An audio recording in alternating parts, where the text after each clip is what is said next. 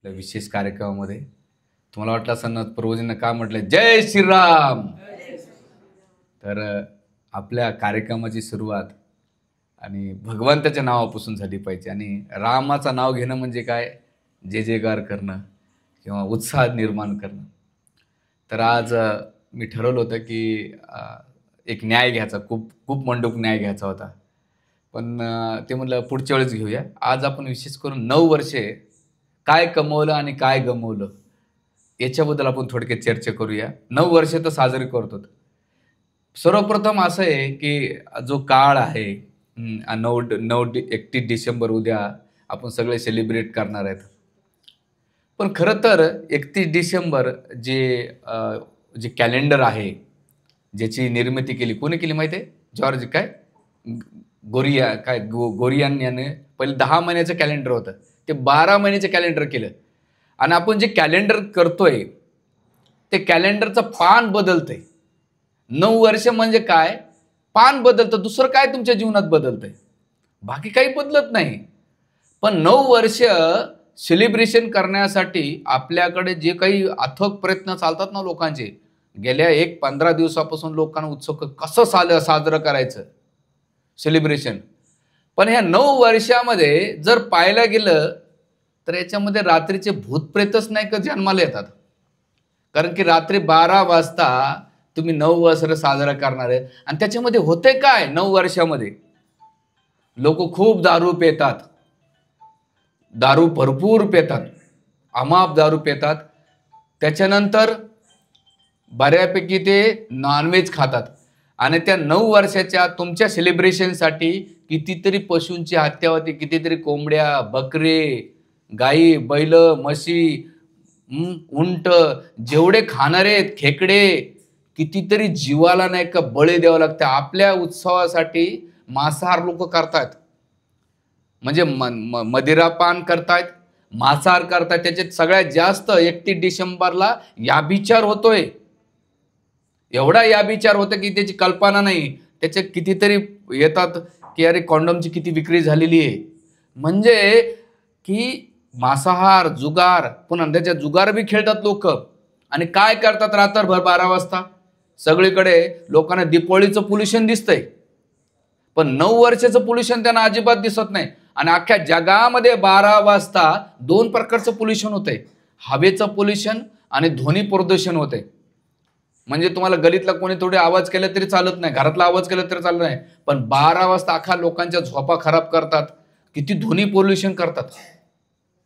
ध्वनी तर प्रदूषण असतंय, पण जे वायू पोल्युशन असतंय याचं कितीतरी होतं. ना आपण म्हणतो 9 वर्ष, पण 9 वर्ष आहे कोणाचं? हिंदूच आहे का? ते कॅलेंडर कोणाचं आहे? ख्रिश्चन लोकांचं आहे. आणि ख्रिश्चन लोकांचं पान बदलतंय आणि आपण म्हणतो साजरा करतो. म्हणजे आपण जन्माता शरीराने हिंदू आहोत, पण आपल्या चेतनेने ना आपण वृत्तीने ख्रिश्चनच आहोत अजून बी. कारण की आपल्याकडे जो जन्मदिवस साजरा आहे, आपल्याच्याकडे वयानं ओठे बसलेले त्यांना विचारा जन्मदिवस आपल्याला माहीत तरी होता का? आताच्या या 10-15 वर्षामध्ये गलीतला नाही का शेंबडा पोरगा बर्थडे साजरा करतो, केक कापतो. आणि केक आपल्याकडे पदार्थच नाही. आपल्याकडे केक पहिले पदार्थ लाडू असायचे, खीर पुरी असायची. आपल्या भारतीय संस्कृतीमध्ये एवढे स्वीट व्यंजन असायचे की आपल्याला विदेशात संस्कृतीचं स्वीटची गरजच नाही. आणि आपण काय करतो, आपली चेतना, शरीर आहे हिंदूचं पण चेतना आहे ख्रिश्चन वृत्तीची, आणि आपण नवीन वर्ष साजरा करतोय.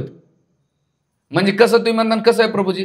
नवीन वर्षे त्याच्यामध्ये कॅलेंडरचं पान बदलतंय आणि त्या ख्रिश्चन लोकांनुसार तुम्ही सेलिब्रेशन करता. बर्थडे ख्रिश्चन पद्धतीने करता. तुमचं राहणीमान, ब्रिटिश गेले शरीराने तिकडे, पण त्यांच्या विचाराने आणि त्यांच्या कार्याने आणि त्यांच्या खाण्यापिण्याच्या शैलीने आज बी ख्रिश्चन आणि ब्रिटिश जीवनशैली आपण जगतोय. म्हणून आपण ह्या 9 वर्षामध्ये संस्कृती जगतोय का विकृती करतोय याच्यावर आपलं आत्मपरीक्षण असलं पाहिजे. म्हणजे तिथे संस्कृतीचं काहीच रक्षण नाहीये, सगळे विकृतीकडे चाललंय. ना आपण त्या विकृतीला काय करतो, मोठ्या प्रमाणात मानतो, त्याला सेलिब्रेशन करतो. आणि आपण एखाद्याला म्हटलं रात्री 12 वाजता भजन करायचं, सगळ्यांच्या जीवावर येऊन जाईल की 12 वाजता कोण भजन करते का? वेळ आहे का? झोपायची वेळ आहे. आणि 12 वाजता दारू पिऊन गलीत नाही का रात्रभर ओरडा करतात लोक, गाड्याने इकडे तिकडे पळवतात. त्याच्यामध्ये कितीतरी लोक ॲक्सिडेंट बी करतात, जिकडे तिकडे ट्रॉफिक करतात, त्या जीव बीचवर वेगवेगळ्या बीचवर जाऊन मदिरापान करतात, मोठमोठे हॉटेल्स, मोठमोठे रिसॉर्ट, सगळीकडे काय चालतंय? केवळ दुराचार चालतंय, पाप चालतंय, आणि याला म्हणतात आपण सेलिब्रेशन. पण वास्तविक जर पाहायला गेलं तर हे सेलिब्रेशन आपलं नाहीये. केवळ याच्यामध्ये ह्या कार्यक्रमामध्ये इंद्रियतृप्तीशिवाय काही होत नाहीये. न निसर्गाला फायदा होतो त्याचा, निसर्ग दूषित करून टाकतात, न मानवाला फायदा होतो. त्याच्यानंतर पशु पक्षी यांना सुद्धा किती हानी होते. आपल्या सेलिब्रेशनसाठी कितीतरी जीवांची हत्या केली जाते, कितीतरी याभिचार केला जातो, आणि आपण आपली संस्कृती सोडून आपण विकृतीकडे चाललेले आहेत. आणि ती विकृती आज न उद्या त्याचा विध्वंस होतो. म्हणून भगवान रामचंद्र होते, ती रामायण जे आहे, अयोध्या आहे, ते संस्कृतीचं प्रतीक आहे. आणि जी लंका आहे ते विकृतीचं प्रतीक आहे, आणि जे किष्किंधा आहे ते प्रकृतीचं प्रतीक आहे. कारण की अयोध्याला गेल्यानंतर तुम्हाला संस्कृती बदलच, कारण की संस्कृतीमध्ये काय असतंय, प्रत्येकाचे भगवान रामचंद्राने सगळ्यासाठी त्याग, समर्पण, बलिदान केलं. स्वतःसाठी न जगता दुसऱ्यासाठी भगवान रामचंद्र जगले. भरत कोणासाठी जगले? भगवान रामचंद्रासाठी जगले. लक्ष्मण कोणासाठी जगले? भगवान रामचंद्र. सीता कोणासाठी जगली? सगळेजण रामायणातलं एक एक पात्र जर पाहिलं आपण, त्या पात्रामध्ये एक एक पात्र स्वतःसाठी कधीच कोणी जगलं नाही. सगळे पात्र दुसऱ्यासाठी जगतायत. रामायणाचा याला म्हणतात रामायण संस्कृती किंवा अयोध्या संस्कृती, जिथं स्वतःचा विचार न करता भगवान रामचंद्र सगळ्या पशु पक्ष्याचा, प्राण्यांचा, जीवांचा, जेवढे कोणी आहे सर्व भूताना सगळ्यांचा विचार केला. याला म्हणतात संस्कृती. आणि विकृतीमध्ये काय आहे की स्वतःच्या इंद्रियतृप्तीसाठी ज्याला येईन त्याला मारा, खा, वध करा. भले आपण शरीराने रावण नसेल, पण वृत्तीने आणि चेतनेने रावणच आहोत. लोक म्हणतात रावण मेला, पण रावणाची विचारसरणी नाही मेलेली. म्हणून आपण कोणाची संस्कृती वाढवतोय हे किंवा कोणती विकृती वाढवतात याच्यावर आत्मपरीक्षण करणं महत्वाचं आहे. आणि आज ह्या दिवसामध्ये आपण जर या गोष्टीचा विचार नाही केला तर येणारा काळ, आमचे वरिष्ठ आजच प्रवचन केलं त्र्यंबकेश्वरला, मग जर तुम्ही टायमाची किंमत केली तर टाइम तुमची किंमत करेल. काय वाक्य ध्यानात ठेवा, तुम्ही टायमाची किंमत केली तर टाइम तुमची किंमत करेल. तुम्ही संस्कृतीची किंमत केली तर संस्कृती तुमची किंमत करेल. तुम्ही धर्माची किंमत केली तर धर्म तुमची किंमत करेल. आणि तुम्ही विकृतीची किंमत केली तर विकृती तुम्हाला कामाला लावेल. तुम्हाला ठरवायचं काय करायचंय. ही आपल्या पाश्चात्य संस्कृती किंवा आपली चेतना आहे नका, आपली जी वैदिक संस्कृती आहे, जी सनातन धर्म संस्कृती आहे, त्या संस्कृतीनुसार आपण यापन केलं पाहिजे. म्हणून हे विकृती थांबवून आपण संस्कृतीकडे गेलं पाहिजे. आणि त्या संस्कृतीमध्ये जो आपला वेळेचा बर्बाद आहे, नष्ट करतो आपण रात्रभर, काय करतो हे सगळं आपल्या वेळेचा बर्बाद आहे. आणि काय होतंय? काहीच होत नाही. पान पलटतंय केवळ रात्री 12 नंतर. माझ्या जीवनात काय बदललंय? 31 डिसेंबर पान पलटणं, दुसऱ्या दिवशी माझ्या जीवनात काय फरक पडतोय? रस्त्यानं पाहिलं सगळेजण तसंच आहे. मग अशा वेळेस आपण केलं पाहिजे की 9 वर्ष आपल्या याच्यामध्ये दोनगाची तुलना जर केली आपण, तर इथे रात्री 12 वाजता, आणि रात्री 12 वाजता कोण जागतं माहिती आहे तुम्हाला? भूतांचा काळ असतो. म्हणजे 12 ते पहाटे 3 हे भूतांची ताकद असते. आगोरी शक्ती ज्या आहेत ना त्या जास्त इफेक्ट करतात. म्हणून दारुडे असतात ना, 8 वाजले की त्यांच्या अंगात संचार होतो. कुठं होतं, कोणत्या हॉटेलला जायचं, कुठं जायचं, कसं करायचं, पार्टी कुठं करायची, कोणाला बोलवायचं. सकाळी उठल्यानंतर त्यांना आठवत नाही कधी या गोष्टी. संध्याकाळी अंधार झाला रे झाला. आमचे भक्त सांगत होते, प्रभूजी संध्याकाळी अंधकार झाला ना, एकच प्लॅनिंग असायचं, आज कुठं जायचं प्याला. म्हणजे भूतांचा असतो. आपण आपली संस्कृतीचा विचार केला तर आपण आपलं 9 वर्ष कधी साजरं होतंय? सकाळी ब्रह्ममुहूर्त. ब्रह्ममुहूर्त सकाळी 4च्या नंतर. म्हणजे जसं सूर्य निघतो, सूर्य निघाल्यानंतर तो प्रकाशमान करतो, तसं तुमच्या जीवनाचा सुरुवात काय करा? प्रकाशमान करा. आणि इथं काय होतंय? तुम्ही रात्री 12 वाजवा तुमचे, आणि मग आपल्या जीवनाचे पण 12 वाजवा. इथं तर 12 वाजतातच, पण यमलोक तुमचे 12 वाजल्याशिवाय राहणार नाही. जे खाणारे पिणारे मूत पिणारे असतात ना, त्यांचे 12 यमदूत वाजवतात. म्हणून सकाळी पहाटे उठल्यानंतर ब्रह्ममुहूर्त उठणं. आणि आपलं 9 वर्ष कधी साजरा माहितीये का? चैत्र महिन्यामध्ये गुढीपाडवा. पाडवा का बरं साजरा करतात? कारण भगवान रामचंद्र आलेले आहेत, त्यांच्या उत्सवासाठी मी गुढीपाडवा भरतोय. आणि माझ्या जीवनाची सुरुवात भगवान रामचंद्राच्या स्मरणानुसार सकाळी ब्रह्ममुहूर्त होते. म्हणजे आपण तिथे काय करतो? आपलं केंद्रबिंदू कोण आहेत? भगवंत आहेत, ना की स्वतःची इंद्रतृप्ती आहे. आणि दुसरं, जर तुलनात्मक करे गेलं तर 12 वाजता थंडीच्या कुडकुडत लोक झाडं येत नाही. पण चैत्र महिन्यामध्ये ज्या निसर्गाचे जे पालवे असतात, नवीन फुटतात, अंकुर फुटतात, त्यांना नवीन पानं फुटतात आणि सगळीकडे आनंदाचं वातावरण होतं. चैत्र महिन्यामध्ये बघितलं ना, जुने पानं सगळे गळून जातात आणि नवीन पानं त्याला फुटतात, फुलं फुटतात आणि तुम्हाला सगळीकडे वातावरण कसं चैतन्यमय वाटते. 12 वाजता कोणतं चैतन्यमय वाटतं हो तुम्हाला? आणि इथे जर पाहायला गेलं तर इथे चैत्र महिन्यामध्ये 9 वर्ष म्हणून शास्त्रामध्ये या गुढीपाडव्यामध्ये बरं, आपल्या संस्कृतीमध्ये जर तुम्ही उडिसामध्ये जाता, उडिसा, बंगाल किंवा आसाम ह्या प्रांतामध्ये जातात, तिथं काय केलं जातं? वैशाख महिना साजरा केला जातो. पंजाबमध्ये वैशाखी साजरा केला जातो. दक्षिण भारतामध्ये त्याला पोंगल ते साजरा केला जातो. आणि आपल्या महाराष्ट्रामध्ये चैत्र प्रतिपदा शुक्ल पक्षामध्ये 9 वर्ष साजरा केला जातो. म्हणून आपण कसं साजरा केलं पाहिजे? सकाळी लवकर उठा, स्नान करा, आपले जे इष्ट देवता आहेत आणि त्यांचं स्मरण करा, त्यांचा नाम जप करा, ग्रंथ वाचा, मंदिरात जाऊन भेट करा आणि जीवनामध्ये वाव घ्या. का बरं वाव घ्यायचा? तर हे विचार केला पाहिजे की time factor, time is a powerful. वेळ कोणासाठी थांबत नाही. चाणक्य म्हणतात की तुम्ही हजारो मुद्रा नका जरी दिल्या तरी तो वेळ भेटत नाही. म्हणून आपल्या भक्तांसाठी 2 गोष्टीची शिक्षा आहे. आपण संस्कृती पालन करायची, विकृती करायची, हे आपण ठरवायचे. संस्कृती केली पाहिजे. दुसरं, वेळ किती फास्ट चाललेला आहे आणि वेळ एवढा फास्ट चाललेला आहे त्याच्यावर मी आत्मपरीक्षण केलं पाहिजे की मी काय कमवलं आणि काय गमवलं मी वर्षभरामध्ये. मी माझ्या पारिवारिक जीवनामध्ये, सामाजिक जीवनामध्ये, आध्यात्मिक जीवनामध्ये किंवा मी माझ्या वैयक्तिक जीवनामध्ये, माझ्या कार्याच्या ठिकाणी मी काय केलं माझ्या जीवनामध्ये आणि काय गमवलं आणि काय कमवलं. याला जर आत्मपरीक्षण केलं तर आपल्याला नाही का बरेच प्रश्नाचे उत्तर आपल्याला भेटून जाते की मी माझ्या वर्षभरात मी लोकांना खूप दुखवलं. माझ्या वागण्यातून, बोलण्यातून, घरातले परिवारातले दुखवले असते, मी ऑफिसच्या ठिकाणी जातो तिथं दुखवले असते किंवा माझ्या कळत नकळत कितीतरी चुका झाल्या असत्या आणि माझ्या जीवनात कितीतरी संकट समस्या आल्या. ह्या सगळ्या गोष्टीला मी फेस केलं. पण मी त्याच्यात माझे लोक माझ्या जीवनातून काही चांगले लोक निघून गेले, काही वाईट आले. मी बऱ्याच भौतिक वस्तू कमवल्या. भौतिक वस्तू कमवणं ही काही मोठी गोष्ट नाही हो. आपल्या जीवनामध्ये आपल्याला माणसं कमवता आले पाहिजे.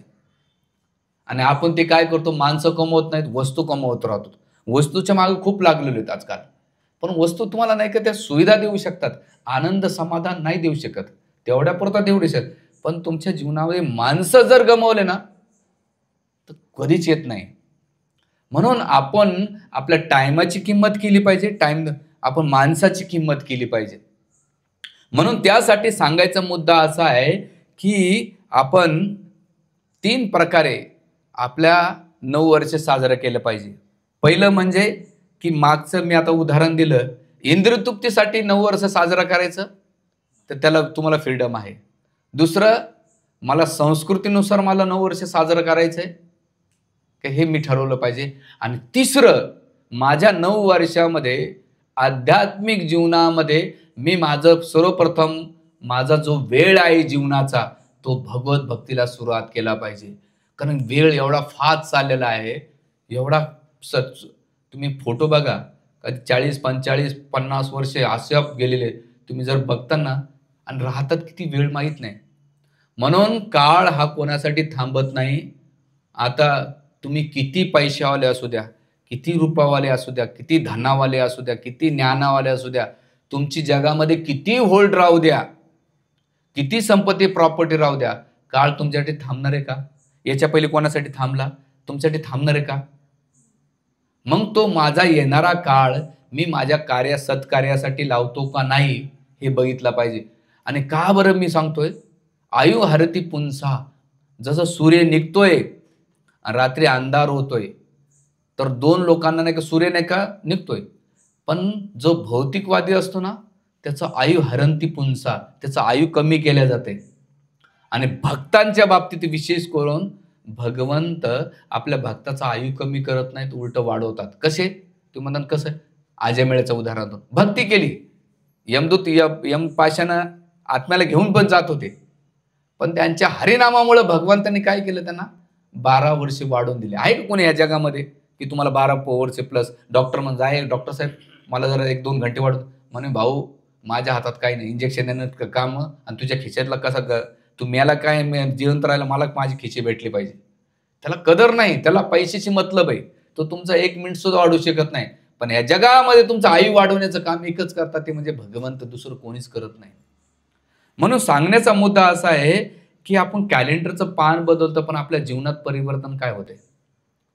आपला वेळ निघून चाललेला आहे, ना आपल्या स्वभावामध्ये बदल होतोय, ना आपल्या चुकीच्या कार्यामध्ये आपला बदल होतोय, किंवा जे आजूबाजूच्या परिवर्तन ह्या शब्दाचा अर्थ 3-4 होतात. बरं, आचार्य खूप चांगलं करतात बघा. म्हणतात आपल्या शरीरामध्ये परिवर्तन होते, ठीक आहे, आपल्या परिवारामध्ये पण परिवर्तन होते, आजूबाजूच्या. आता तुम्ही जेव्हा राहायला आला असाल ह्या बिल्डिंगमध्ये, तेव्हा एकच बिल्डिंग असेल, 5-10 वर्षामध्ये कितीतरी बिल्डिंग वाढले. म्हणजे बाजूचं भौगोलिक वातावरण पण बिघडलेले, राजकीय वातावरण बिघडलेले, सामाजिक बदललेले, धार्मिक बिघडलेले, किती परिवर्तन होत चाललेले आहेत. म्हणजे त्यांच्यामध्ये परिवर्तन होत आहे, सृष्टीमध्ये, सामाजिक जीवनामध्ये, भौगोलिक होतंय, पण माझ्या व्यक्तिगत जीवनामध्ये कोणतं परिवर्तन होतंय? लक्षात येते तुम्हाला मी काय सांगायचंय? की माझ्या व्यक्तिगत जीवनामध्ये मी कोण्या परिवर्तनाला सामोरं जातोय?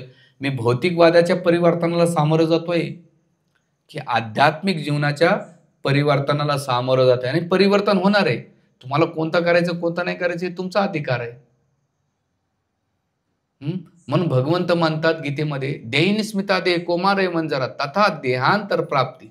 म्हणजे भगवंत इथं परिवर्तनाचा प्रिन्सिपल सांगतात की अर्जुन, जन्म झालाय, देहिन स्मिता देह कोमार, कोमार म्हणजे लहानपण, यवन, यवन म्हणजे जवन आहे, तथा जरा, जरा म्हणजे म्हातारपण, आणि तथा देहांतर प्राप्ती. जसं एक वैज्ञानिक सांगतात की तुमच्या बॉडीमध्ये दर 7 वर्षांनी सेल्स बदलतात, तुमच्या शरीरात परिवर्तन होते. मग आपल्याला कळत कसं नाही? म्हणून शारीरिक परिवर्तनापेक्षा आपल्या चेतनेचं परिवर्तन करण्याचं काम ह्या 9 वर्षामध्ये शिकलं पाहिजे. की आता मी गेलेल्या वर्षभरामध्ये माझ्या चेतनेमध्ये आणि माझ्या व्यवहारामध्ये मी काय बदल केला पाहिजे. आणि त्यासाठी आपल्या वेळेचा जास्त खर्च न करता आपण किंमत स्वतः बसलं पाहिजे. अरे माझं 1 वर्ष निघून गेलं, कॅलेंडरचं पान बदललं, माझ्या जीवनातलं 1 वर्ष असंच निघून गेला. कसा गेला?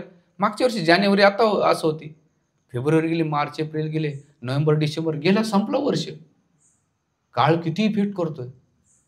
आणि आपण कोणाच्या जवळ चाललोय? मृत्यूच्या जवळ चाललेले आहेत. चालत का नाही सगळे? मी जरी कपडे घातले तर देव म्हणेन तुला बनस आहे का? नाही, तुला लाडकाचा आहे, तुला माझ्या नावाचा प्रचार करतो म्हणजे मला भगवंत सोडतील का? प्रकृती सोडेल का?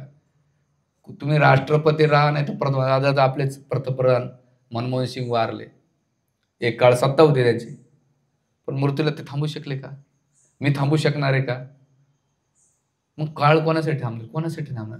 पण त्या वेळेमध्ये आपल्याला क्वांटिटीपेक्षा क्वालिटी आपल्या जीवनाला बदल घडायचा. आणि तो कसा घडणार? क्वांटिटीपेक्षा क्वालिटी. की आपल्याला नवीन वर्षाचं जीवनामध्ये वाव घेतली पाहिजे. वाव आम्ही सांगतो म्हणून नका घेऊ. लोक लय हौसा-गवसाची वाव घेतात. उद्यापासून जिम जॉईंट करणार मी, जिममध्ये जाऊन येतो, सगळी माहिती काढतो, कोणती जिम चांगली आहे, काय शिकायचं, काय करायचं, सगळी लिस्ट काढतो, पैसे बी भरून येतो. उत्साहानं 4 दिवस जातो. 5व्या दिवशी त्याची बॅटरी गुल होऊन जाते. गेलं त्याचं काय ते काय म्हणतात, रिव्होल्युशन ना, रिझोल्युशन, सगळं 12 वाजून टाकतात. काही जण म्हणतात उद्यापासून मी मॉर्निंग वॉक चालू करणार. ठरू नका. एकदा नरेंद्र मोदीला एक प्रश्न विचारला होता. एका स्टार्टिंगला त्यांनी विद्यार्थ्याला असं संवाद साधत होते ते. तर एका मुलीनं प्रश्न त्या मुलीला शिकवलं असेल काय प्रश्न विचार, म्हणजे तुम्ही स्वप्न बघितलं होतं का कधी पंतप्रधान बनण्याचं? तर मोदींचं काय उत्तर होत आहे, कधी बनण्याचं स्वप्न नका बघू, ते करीत राहा, आपोआप तुम्ही ते होताल. ते म्हणले मी कधीच विचार नाही केला, मी माझ्या जीवनात असं कार्यामध्ये एंगेज झालो की इथपर्यंत कधी आलो हे मला कळालं नाही. आपण काय करतो, आपण नुसतं बनण्याचा प्रयत्न करतो पण ऍक्टिव्हिटी काहीच करत नाहीत. त्यामुळे आपल्या जीवनात काय होतंय, बदल होत नाही, परिवर्तन होत नाही. जसं काल आमचे एक वरिष्ठ ब्रह्मचारी खूप चांगलं सांगत होते की आपलं जीवन प्रोडक्शन असलं पाहिजे का दुसरं कोणतं, आणि प्रोसिजर प्रोसेस काय प्रोसेस वरिएंट, मराठीमध्ये त्याला काय म्हणतात, क्रियाशील. क्रियाशील आहेत का प्रोडक्शन पाहता नुसतं. काही बनण्याचं बघणार प्रयत्न नका करू, काहीतरी करीत राहा, आपोआप तुम्ही बनता. आपल्याला काय होतंय, आपल्याला काही करायचं नाही आणि काहीतरी बनायचंय, त्याच्यामुळे गडबड होते.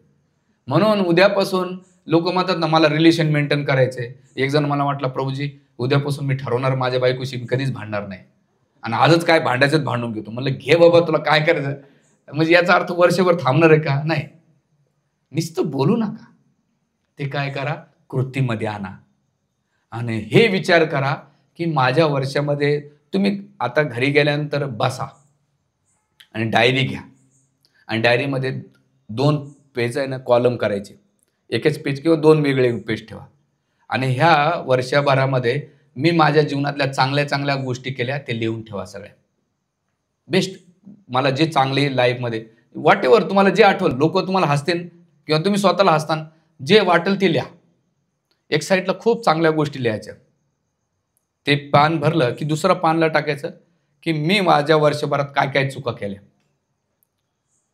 आणि त्या मी कोणाकोणाशी भांडलो, कोणाचा द्वेष केला, कोणाचं कपट केलं, कोणाचे पैसे मारले, कोणाशी काय केलं, हे सगळ्या गोष्टी नाही काही टू झडल्या.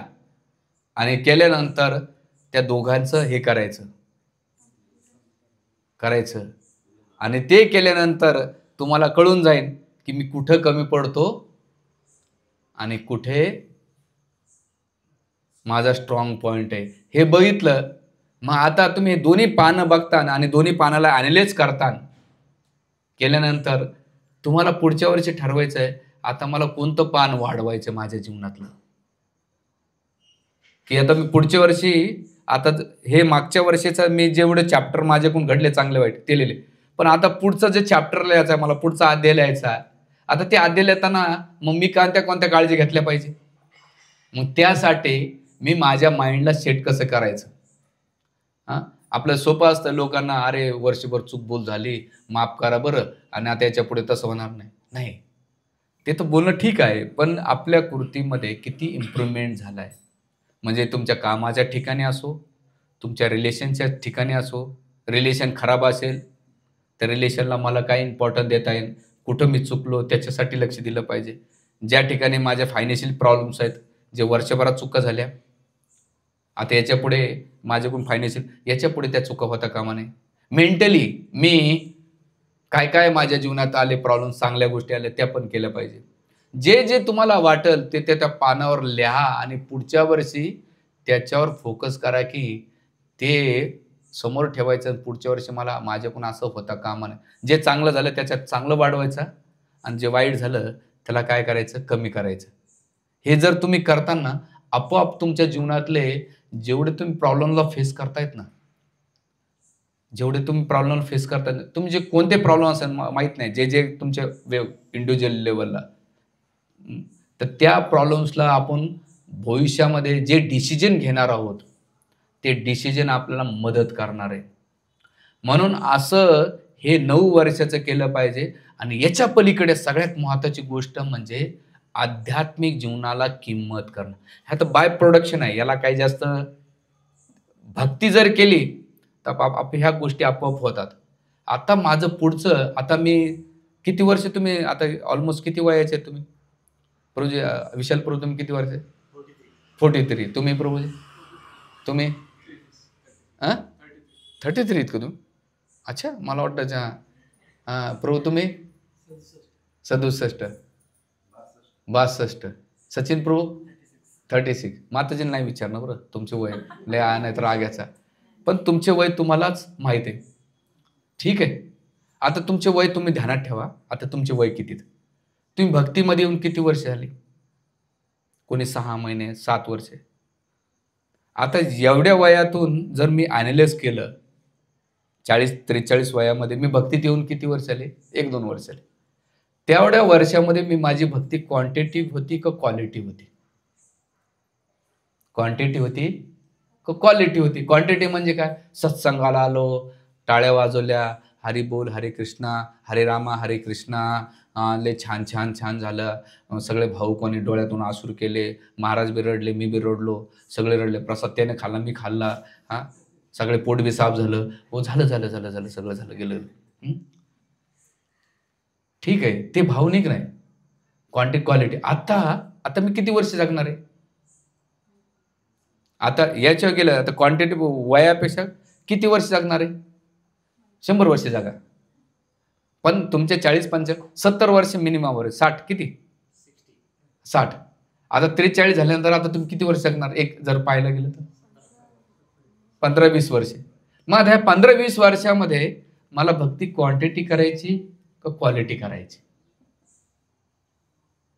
आता जो वेळ गेला ते माझ्या हातात नव्हता, पण जो वेळ माझ्या हातात आहे त्याच्यामध्ये मला क्वांटिटी करायची का क्वालिटी करायची? तुमच्या लक्षात येते मी काय सांगतोय?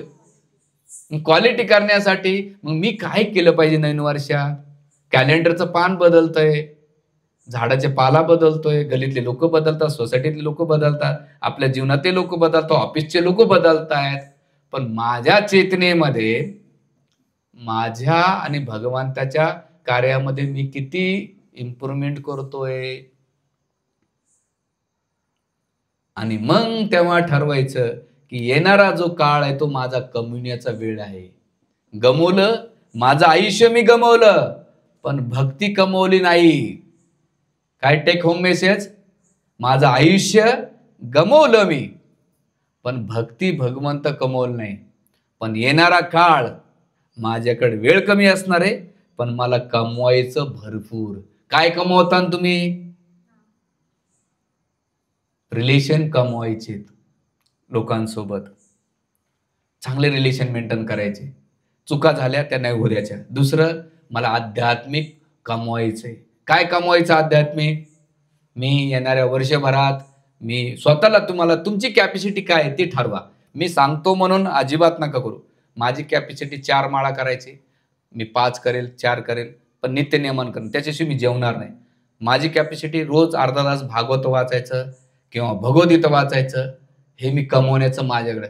तुम्ही भौतिक जगात नोटा कमवण्याचं टार्गेट ठेवतात ना, पण मला आध्यात्मिक जीवनात कमवण्यासाठी माझं टार्गेट असलं पाहिजे. आणि टार्गेटशिवाय काम होत नाही. म्हणून कंपनीमध्ये टार्गेट का देतात? मार्केटिंगवाले डोक्यावर का बसलेले असतात? त्यांना माहिती आहे असं जर सोडलं ते कामच करणार नाही. पण यांच्या डोक्यावर जर 100%, 25% जर टार्गेट दिलं तर हा तोडून ताडून 15-20 तरी खेचणार आहे, कारण त्याला पगार त्याच्याशी भेटणार नाही. म्हणून आता राहिलेले 15-20 वर्षे तुम्ही 100 वर्ष जगा, हो, मला काही प्रॉब्लेम नाही. पण आपल्या हातात काय आहे? मी किती म्हणलं नाही म्हटलं तर काय, भगवंतांनी ते ठरवलंय. पण येणाऱ्या वेळेसात मी टार्गेट ठेवलं पाहिजे. काय टार्गेट ठेवलं पाहिजे? की मी महिन्यातून मंदिरातून कमीत कमी 2-4 वेळा मी भेट करेल. बुधवारच्या कार्यक्रमाला राहील, त्याच्यातून मी 3-4 वेळा मंगल आरतीला येईल, भागवतम अटेंड करीन, बुधवारचा कार्यक्रम अटेंड करीन. आणि हे तर मंदिरातला वाव ठरवायचा. दुसरं, मी माझ्या इंडिव्हिज्युअल लेवलमध्ये रोज 1 घंटा 2 घंटे या डबड्यामध्ये बघतो. त्या डबड्याच्या ऐवजी मी काय बघेल? भागवतम वाचेल, भगवद्गीता वाचेल, श्रीमद भागवत वाचेल, सत्संग अटेंड करेन. मी जेवढं जास्तीत जास्त प्रयत्न होईल सत्संग अटेंड करेन. वर्षातून मी यात्रा अटेंड करेल. त्याच्यानंतर मी कुठे ना कुठं माझं कॉन्ट्रीब्युशन मी माझ्या परिवाराला देतोय, माझं कॉन्ट्रीब्युशन माझ्या धर्मासाठी, माझ्या समाजासाठी आणि माझ्या बाजूच्या निसर्गासाठी माझं काहीतरी कॉन्ट्रीब्युशन असलं पाहिजे. हे कम्युनिटीचे दिवस आहेत आपले. आणि जे गमवलं ते सोडून द्या, त्याच्यावर जास्त विचार करू नका.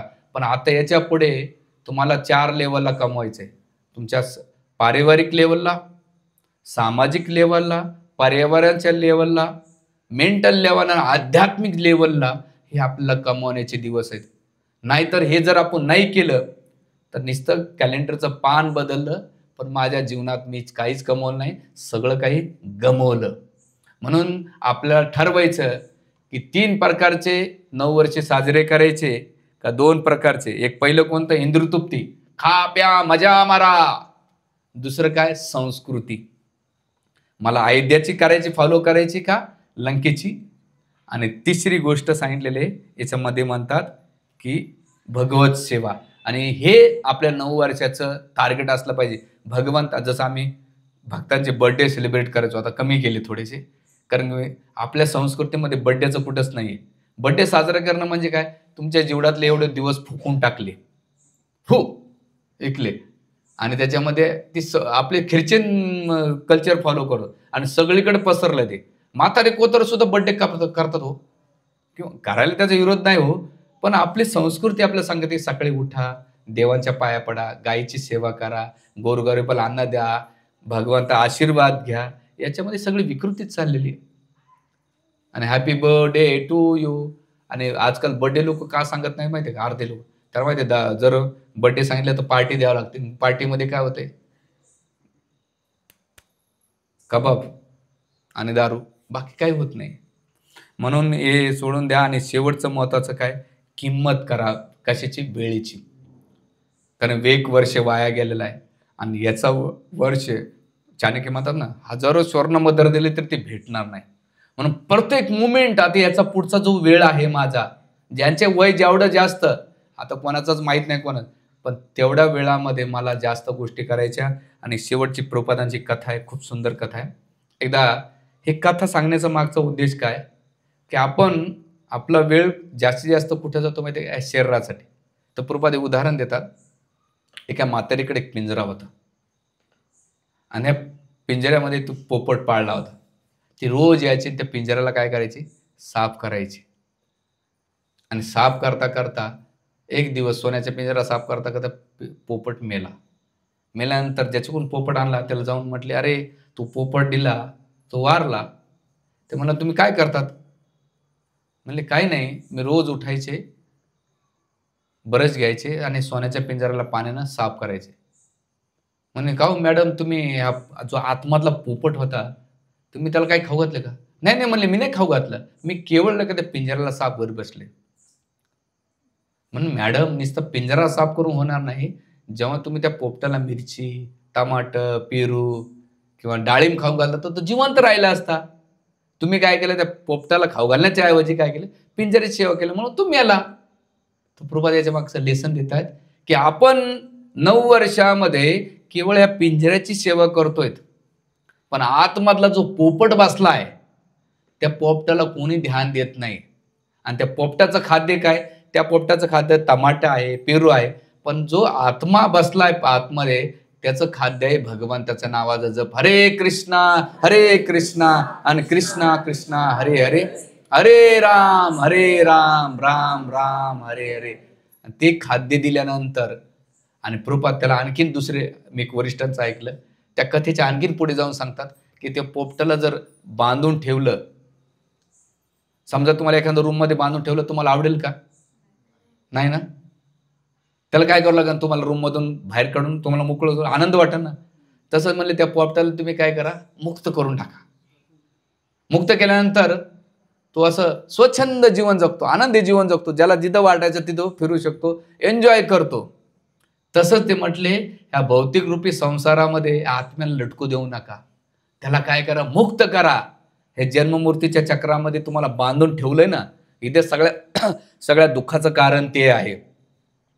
म्हणून तुम्हाला स्वच्छंद आणि आनंदी जीवन जगायचं असेल आणि व्यवस्थित जीवनामध्ये सुख समाधान शांती प्राप्त करायचं असेल तर भगवत धामाच्या याच्यामध्ये उडून नका तो आनंद घ्या. हे आपल्याला प्रभुपाद शिक्षा देत आहेत. म्हणून नवीन वर्षाचं रिल्युएशन करा आणि सगळ्यात महत्त्वाचं की आपल्यामध्ये काहीतरी बदल झाला पाहिजे. तो आपल्या सांस्कृतिक बदल झाला पाहिजे, ना की ख्रिश्चन. आणि आपल्या आध्यात्मिक जीवनामध्ये, पारिवारिक जीवनामध्ये बाकी तुम्हाला ठरवायचं आहे. हरे कृष्णा कृष्णा कृष्णा हरे हरे, हरे राम राम राम. कारण वेळाला बर्बाद करू नका, नष्ट करू नका. नाहीतर वेळ आपल्याला बर्बाद केल्याशिवाय राहणार नाही. हरे कृष्ण.